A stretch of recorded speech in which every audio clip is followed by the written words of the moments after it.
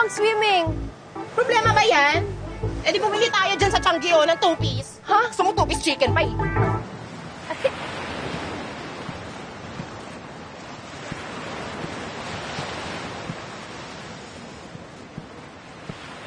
Tita Marian told me na nag-deny daw yung Renato Reyes with his link dun sa nakadeal ko.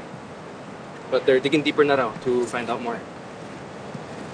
Alam mo, yung mga manluloko na yan, hindi talaga amin yung mga yan. Kaya dapat sa kanila, magkapoklat. Oh.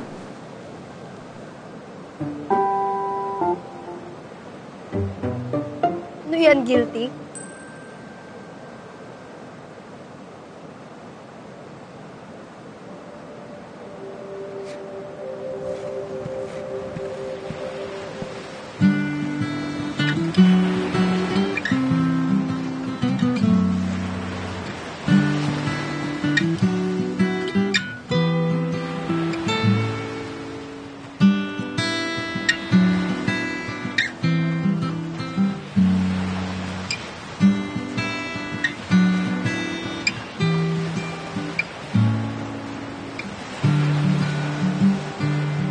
Teka.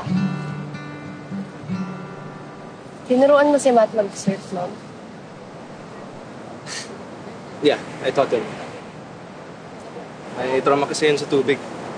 Siyempre, dapat believable, di ba? May trauma siya sa tubig.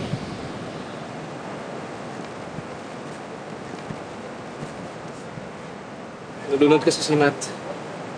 Thank God, I was there. Niligtas mo siya.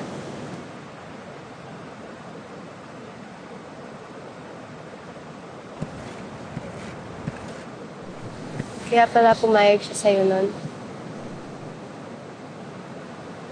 I really regret doing that, siya. So, I'm thankful na tapos na yun. Sana okay na kayo ni Matt.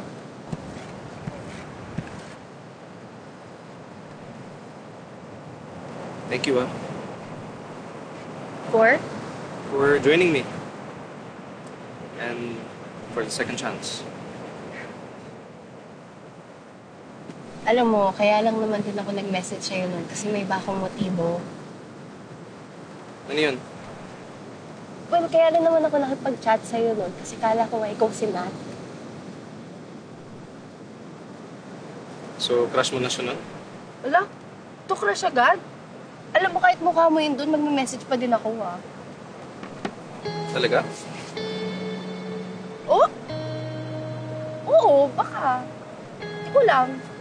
Ang yabang mo kaya sa presinto, ba't kita kakausapin nun? Anyway, ang point ko, kaya ako minessage si Matt noon kasi nga nagtatrabaho siya sa Legacy.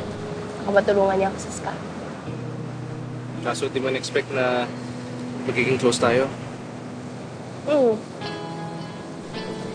Kaya, na-share ko sa'yo nun yung mga pinagdadaanan ko. Kaya, sorry kung makulit ako sa scam, ha. Tingnan mo ikaw nakapag-move on ka na. Baka mamaya, matrigger ko pa yung trauma mo dun. Yes lang yan. Kung ikaw pa naman umuulit, sulit. Pero if this case is really that important to you, I guess I will let you do your own thing. Paano ko nalaman ng dad mo? Yan na yung waves, oh! Tara na!